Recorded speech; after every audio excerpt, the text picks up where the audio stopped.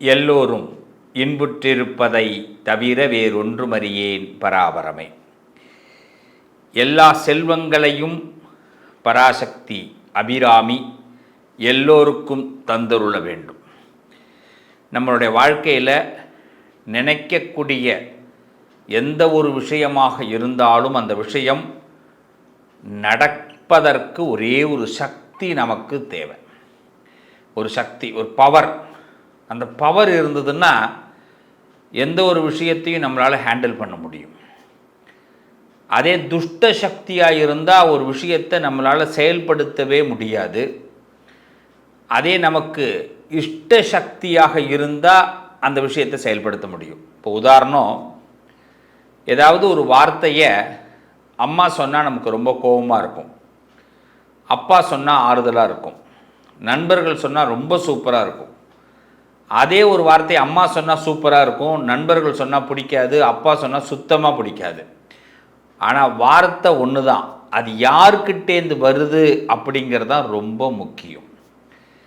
நம்ம வாழ்க்கையில் பல பிரச்சனைகளை உண்டு பண்ணுறதே என்னென்னா, ஏதோ ஒரு பவர், ஏதோ ஒரு சக்தி அந்த நேரத்தில் நம்மளை லைஃப்பை மாற்றி விட்டுரும். காலையில் பொழுது முடிஞ்சு எழுந்திருக்கிறோம், விடியுது, நிறைய பேரோட வாழ்க்கை விடியாமல் கூட போகும். என்னன்னு கேட்டால், நல்லா தான் சார் நினச்சேன், நல்லது தான் சார் நினச்சேன், நான் இது மாதிரிலாம் நடக்கும்னு எதிர்பார்க்கவே இல்லைன்னு ஈவினிங் சொல்லுவாங்க. நான் சாதாரணமாக தான் சார் இந்த ஃபோனில் பேசினேன், சாதாரணமாக தான் சார் இந்த எஸ்எம்எஸ் அனுப்பினேன், சாதாரணமாக தான் சார் நான் இந்த விஷயத்தை பார்த்தேன், சாதாரணமாக தான் சார் நான் நடந்தேன், இப்படி போகும் நான் எதிர்பார்க்கவே இல்லை அப்படின்வாங்க. அப்போ நமக்கு சரின்னு பட்டது யாருக்கோ ஒருத்தவங்களுக்கு தவறுன்னு பட்டிருக்கு, அதனால் பிரச்சனை பெருசாக இருக்குது. அப்புறமா அவங்க தவறுன்னு பட்டதுனால நம்ம அதை திருப்பி யோசித்து பார்க்கும்போது, செஞ்சுருக்கக்கூடாது, இது என் மேலே தான் மிஸ்டேக்கு அப்படின்னு நம்ம மனசே திருப்பி ஒரு ரவுண்டு நம்மள்கிட்ட சொல்லும். இது மாதிரி ஏன் நமக்கு பல ஆப்பர்ச்சுனிட்டிஸ் மிஸ் ஆகுது, நல்ல மனிதர்களை இழக்கிறோம், நமக்கு நடக்கிற ஏன் விஷயங்களுக்கு நாமே ஜபாத் வேறு ஆகிறோம், பொறுப்பாகிறோம். ஆனால் எடுத்த உடனே அது நமக்கு தான் நாம் பொறுப்புன்னு நமக்கு தோணாது. எல்லாமே சரியாக பட்டிருக்கும், பிறகு தான் அது பொறுப்பாக இருக்கும். இது எப்படி? நாம் தான் ஒரே ஆள் தானே, நம்ம என்ன டபுள் கேரக்டராக நடிக்கிறோம்? நம்ம ஒரு படத்துலலாம் நடிக்கிற மாதிரி டபுள் ஆக்ஷன் அதெல்லாம் இல்லையே. அப்போ நம்ம ஒரு விஷயத்தை ஏற்றுக்கிறோம், கரெக்டாக இருக்குது, அதே இன்னொரு விஷயத்தை ஏற்றுக்க முடியல இன்னொரு நேரத்தில், அப்புறம் திருப்பி நமக்குள்ளே நம்ம மன்னிப்பு கேட்டுக்கிறோம். இப்படியே பல பிரச்சனைகளை சந்தித்து பல விஷயங்களை இழந்து நல்ல நேரத்தில் கைகூடுற நேரத்தில் வார்த்தையை விட்டு வகையாக சிக்கினவங்க எத்தனை பேர் இருக்கும் யோசிச்சு பாருங்கள். எத்தனை ஆப்பர்ச்சுனிட்டிஸை மிஸ் பண்ணியிருக்கிறோம். உடனே நம்ம என்ன பண்ணுவோம், என்ன ஆச்சுன்னே தெரில சார், இனிமேல் இந்த பொழப்பே வேணாம். தொழிலை வெறுக்கிறவங்க உண்டு, குடும்பத்தை வெறுக்கிறவங்க உண்டு, தன்னை அனாதை போல் பாவித்து கொள்ளக்கூடியவர்களும் உண்டு. இனிமேல் இந்த உலகத்தில் யாருக்கும் எந்த உதவியுமே செய்யக்கூடாது, நான் இப்படி நினச்சி அதை செய்யலை அப்படின்னு நம்மளை நாமளே திட்டமிடுறதுன்னு கூட தெரியாமல் குழம்பி நிற்போம். இதுக்கெல்லாம் காரணம் ஒன்றே ஒன்று தான், ஏதோ ஒரு சக்தி, கிரகத்துடைய தன்மை நம்மளை மாற்றுது. அப்படி எந்த கிரகம் நமக்கு சாதகமாக இருந்தால், எந்தெந்த கிரகம் சாதகமாக இருந்தால் நமக்கு நல்லது நடக்கும், எந்தெந்த கிரகம் சாதகமாக இல்லைன்னா நாம் வாயை பொத்தின்னு இருக்கணும் அப்படிங்கிறத பற்றி தான் இன்றைக்கி பேச போகிறோம். இது ஒரு அவேர்னஸ் வீடியோ தான். கண்டிப்பாக நம்ம வாழ்க்கையில் அதுக்கு என்ன பரிகாரம் பண்ணிக்கணும், எந்த கிரகம் சாதகமாக இருந்தால் நம்ம பேசுகிறதெல்லாம் ஓகே ஆகும், எந்த கிரகம் சாதகமாக இல்லைன்னா நம்ம பேசுகிறதெல்லாம் ஆப்போசிட் ஆகும். ஒவ்வொரு ராசிக்கும் ஒவ்வொரு கிரக மாற்றங்கள் ஏற்படும், நல்ல கவனிங்க. அடுத்தது அதுக்கு என்ன பரிகாரம் பார்க்கலாமா? வாங்க. ஒரு பறவை கூட்ட கலைக்கிறதோ இல்லைன்னா ஒரு குருவி கூட்ட கலைக்கிறதோ, ஒரு நாய்க்கு கூட அது ஒரு சாப்பாடை சாப்பிட்டுக்கிட்டு இருக்கும்போது அதை திரத்தி விடுறதோ, இது மாதிரி விஷயங்கள் கூட நடக்கக்கூடாதுன்னு நினைக்கக்கூடியவர்கள் மேஷராசிக்காரர்கள். அதாவது தெரிஞ்சு ஒரு தவறு செய்ய மேஷத்துக்கு என்றைக்குமே பிடிக்காது. தெரியாமல் ஏதாவது தவறுகள் நடக்கலாம், அது இயற்கை தானே. அப்போ தெரிஞ்சு ஒரு தவறு நடக்கக்கூடாதுன்னு, தன்னுடைய இமேஜ் பாதிக்கக்கூடாதுன்னு நினைக்கக்கூடியவர்கள். ஆனால் அவங்க வாழ்க்கையில் பார்த்திங்கன்னா எடுக்கிற முடிவில் சில சொதப்பல்களும் தேவையில்லாத விரோதங்களும் தேவையில்லாத மனக்கசப்புகளும் ஏற்படும் பொழுது என்ன சொல்கிறதுன்னு தெரியாமல் அப்படியே குன்றி போயிடுவாங்க. என்ன உறவுகளே, நான் சொல்கிறது சரிதானே? அந்த இடத்துல நமக்கு ஏதாவது ஒரு தூண், ஒரு பிடிச்சி ஏஞ்சிருக்கிறதுக்கு ஒரு கம்பு, நமக்கு ஒரு ஊண்டுகோல் எப்படி வேணாலும் வச்சுக்கலாம், தூண்டுகோல் எப்படி வேணாலும் வச்சுக்கலாம், பிடிச்சி எழுந்திருக்கணும், அவ்வளோதான். அதுக்கு ஒன்று தேவை. நம்ம மனசு என்றைக்குமே கீழே விழுந்து கிடக்க விரும்பாது. விழுந்துட்டோம், அதை எழுந்திருக்கணும். அதுக்கு என்ன பண்ணலாம்? ஏதோ ஒரு கிரகத்துடைய மாற்றம் நமக்கு மாறினதுனால தான் இது மாதிரிலாம் நடக்கும். இதை பேசிக்கலி எப்படி பார்க்கலாம் அப்படின்னா, மேஷராசிக்காரர்கள் ஒரு வாரம் இருக்குது அப்படின்னா, வாரம் ஞாயிற்றுக்கிழமையிலேருந்து சனிக்கிழமை வரைக்கும் நீங்கள் பிளான் பண்ணணும். 27 நட்சத்திரங்களை வச்சு பிளான் பண்ணணும். அதே மாதிரி மாதங்களை வச்சு பிளான் பண்ணணும். இப்போது உங்கள் லைஃபுக்குள்ளே வருவோம். உங்களுக்கு ஏதாவது தர்ம சங்கடமான சூழ்நிலையை ஏற்படுத்த வேண்டிய காலம்னா என்ன தெரியுமா?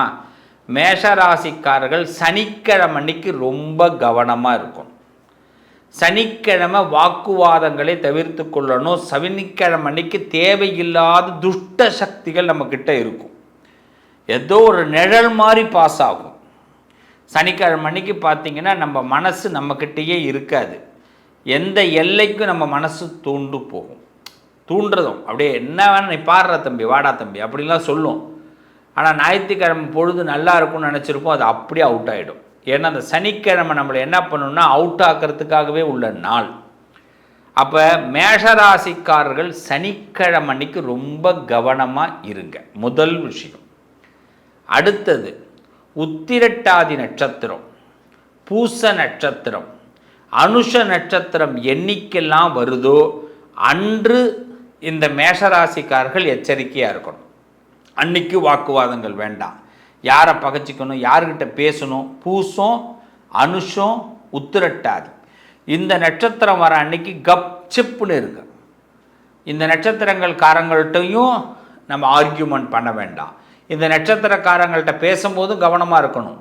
இந்த நட்சத்திரத்துக்கு உரிய ராசி இருக்குது. கடக ராசி, விருச்சக ராசி, உத்திரட்டாதியை பொறுத்த வரைக்கும் மீன ராசி.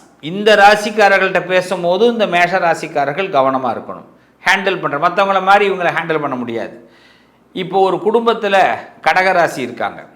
அவங்க வீட்டில் நம்ம ஏதாவது ஒரு பிரச்சனையை வளர்த்துடுறோம், இல்லை அவங்க வீட்டில் சம்மந்தப்பட்டவங்கள்ட்ட எடுத்துடுறோம். அவங்களால இதை பண்ண முடியாது. ஆனால் அவங்க சார்பாக இருக்கிறவங்க நமக்கு ஆப்போசிட் ஆகுவாங்க, பிரச்சனையை கொடுப்பாங்க. ஸோ நம்ம போடுற கணக்கை மாற்றுறவங்க யாருன்னா, நல்ல கவனிங்க. சனிக்கிழமையில் நாம் ஏதாவது செஞ்சால் நம்ம போடுற கணக்கு மாறுது. பூச நட்சத்திரம், அனுஷ நட்சத்திரம், உத்திரட்டாதி நட்சத்திரத்தில் ஏதாவது பண்ணால் மாறுது.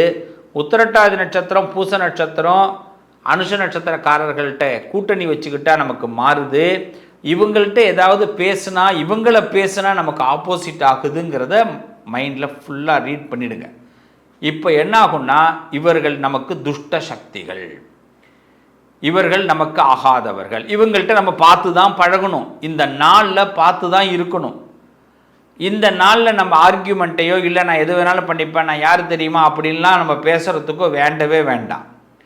இப்போ இதுக்கு என்ன செய்யலாம் ஒரு பரிகாரம் அப்படின்னா, வயசில் பெரியவர்கள், அதாவது சித்தர்கள்னு சொல்லுவாங்க, சித்த புருஷர்கள், இந்த உலகத்தில் ஜீவாத்மா இந்த உலகத்தில் கலக்குது பார்த்தீங்களா, அப்படி கலந்தவர்கள், ஜீவன் முக்தி அடைந்தவர்களை நம்ம பிரார்த்தனை பண்ணணும். நம்ம கோவிலுக்கு போகிறத விட சித்தர்கள் வழிபாடு அந்த மேஷராசிக்காரர்கள் எடுத்துக்கிட்டிங்கன்னா மிகப்பெரிய பவர் உங்களுக்கு ஏற்படும்.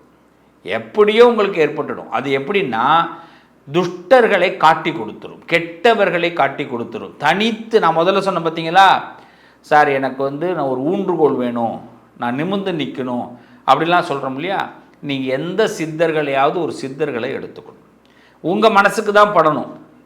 நீங்கள் அதாவது நிறைய இப்போ சொல்கிறோம், ஜீவ சமாதிகள்லாம் போய் பார்க்குறோம். இதில் ஏதாவது ஒரு ஜீவ சமாதி உங்களுக்கு செட் ஆகிடும். இப்போ கனகம்பட்டி அப்படின்னு சொல்கிறாங்க, நிறைய சொல்கிறாங்க. ஒவ்வொரு ஊருக்கு சொல்கிறாங்க. எனக்கு நிறைய இப்போ திருவண்ணாமலையில் நிறைய இடங்கள் சொல்கிறாங்க. யாரை நீங்கள் நினைக்கிறீங்க இது இவங்க சொன்னாங்க அவங்க சொன்னாங்கன்னு போகக்கூடாது. நீங்கள் 4 இடத்துக்கு போங்க, அதில் ஒருத்தவங்க உங்களுக்கு செட் ஆகுவாங்க. சில பேருக்கு பழனி உங்களுக்கு செட் ஆகும். அங்கே போகருடைய சித்தி உங்களுக்கு ஏற்படும். ஏன்னா முருகனுக்கும் உங்களுக்கும் ஒரு தொடர்பு உண்டு, பழனிக்கும் போகருக்கும் தொடர்பு உண்டு. அப்போ போகர்னால உங்களுக்கு ஒரு பெரிய பலம் ஏற்படும். அப்போ ஏதாவது ஒரு பெரிய காரியத்தை நம்மளால் சக்ஸஸ் முடியாமல் நம்ம தவற விட்டுட்டோம்னா நீங்கள் பழனியை நோக்கி புறப்படுங்க. ஒரு நாள் அங்கே தங்குங்க. எந்த சித்தர்களுடைய பார்வையும் உங்கள் பக்கம் படும். சும்மா போனோமா, காரன் நிப்பாட்டினோமா, நேராக பழனி முருகனை பார்த்தோமா வந்தமான்னு இருக்கக்கூடாது மேஷராசிக்காரர்களே. அதுக்கு அது பரிகாரம் கிடையாது. வெயிட் பண்ணணும். நம்ம மனசில் படும். 2 நாள் கூட ஆகும். சித்தர்களுடைய பார்வை படணும் அப்படின்னா, ரிஷிகளுடைய பார்வை படணும் அப்படின்னா, யோகிகளுடைய பார்வை படணும்னா நம்ம தான் வெயிட் பண்ணணும். உங்களுக்கு இருக்கிற பெரிய பலம் என்னென்னா, நீங்கள் கோவிலுக்கு போய் சாமி கும்பிட்டு பலனடைகிறத விட நீங்கள் இயற்கையாக சித்தர்கள் மூலமாக உங்களுக்கு ஆண்டவன் நிறைய லாபத்தை கொடுக்குறான். அவ்வளோதான். இதை மேஷம் எளிமையாக புரிஞ்சுக்கிங்க. அப்போ உங்களுடைய பலம் அதிகரிக்க போகுது. இப்போது இந்த சூட்சமந்தான் உங்களுடைய பெரிய வெற்றி. இந்த சூட்சமந்தான். அடுத்தது, எந்த நாள் நமக்கு ரொம்ப பெஸ்ட்டாக இருக்கும்? நீங்கள் ஞாயிற்றுக்கிழமையை உங்களுக்கு மூலதனமாக மாற்றுங்க. ஞாயிற்றுக்கிழமையில் முக்கிய முடிவுகள் எடுங்க, உங்களுக்கு மூலதனமாக மாற்றுங்க. செவ்வாய்க்கிழமையை மூலதனமாக மாற்றுங்க. டியூஸ்டே அதே மாதிரி உங்களுடைய கணக்குப்படி உங்கள் நட்சத்திரத்தில் அஸ்வினி, பரணி, கிருத்திகை இந்த நட்சத்திரத்தில் ஒரு விஷயத்தை பண்ணி பாருங்கள். ரெட்டிப்பு பலன் கொடுக்கும். பயப்படவே வேண்டாம். அப்போ பலம் கொடுக்கிறவர்கள் இவர்கள், பலகீனமாக்குறவர்கள் அவர்கள். பலம் கொடுக்கக்கூடிய கிழமை இது, பலகீனமாக்கக்கூடிய கிழமை இது. பலம் கொடுப்பவர்கள் சித்தர்கள். நீங்கள் பலகீனமாகணும் அப்படின்னா எந்த கடவுளை வணங்கக்கூடாதுன்னா துஷ்டர்களை வணங்க முடியாது. அதுதான் சொன்னேன். பிரியமானவர்களை தான் நீங்கள் வணங்க முடியும். அப்படி வணங்குனீங்கன்னா நல்ல மாற்றம் ஏற்படும். இப்போ பாருங்கள், கிரகத்தில் புதன், சுக்கிரன், சனி, ராகு இவங்கெல்லாம் கும்பம் இது சம்பந்தமாக இருக்கிறதுனால இந்த நேரத்தில் பிளானை போடுங்க. அதில் ரொம்ப பாருங்கள், சூரியனும் கலக்கிறாரு மாசி மாதம் 1ஆம் தேதி. அப்போ சூரியன் இந்த கும்பத்துக்குள்ளே வரும் பொழுது உங்களுக்கு இப்போ என்ன ஆகும்? 11வது வீடுன்னு சொல்லுவாங்க. 11வது வீட்டுக்குள்ளே இந்த கிரகங்களுடைய நடைமுறை மாறும் பொழுது உங்களுடைய வாழ்க்கையில் லாபத்தை பார்க்க போகிறீங்க. நல்ல மனுஷங்களை சந்திப்பு ஏற்பட போகுது. இவ்வளோ நாள் இந்த வாய்ப்புக்கு தானங்க நீங்கள் காத்துக்கிட்டு இருந்தீங்க. உங்களுக்கு புதன் ஞானத்தை கொடுக்குறார், அறிவை கொடுக்குறார். சுக்கிரன் வருமானத்தை கொடுக்க போகிறார், வாழ்க்கையில் ஒரு சந்தோஷத்தை கொடுக்க போகிறார். ராகு பகவான் எதிரிகளுடைய தோலை உரிக்க போகிறார். சூரிய பகவான் பேர், புகழ், கௌரவத்தை கொடுக்க போகிறார். இதை விட என்ன வேணும் உங்களுக்கு? எதிர்பார்க்குறது எல்லாமே அங்கே இருக்க. அப்போ இந்த இடத்த அப்படி பாஸ் பண்ணுங்க, நிச்சயமாக நல்லது நடக்கும். வாழ்த்துக்கள். உங்கள் அதிர்ஷ்டத்திற்கான தீர்வு கல்வி, பதவி, யோகம், தொழில் வளர்ச்சி பெருக, ஜாதகம், வாஸ்து, திருமண பொருத்தம் பார்க்கவும், பிரசன்னம் கேட்கவும். Positive lion doctor Sivasri Manikanda Sivam. தொடர்பு கொள்ள வேண்டிய வாட்ஸ்அப் எண் 7904137178.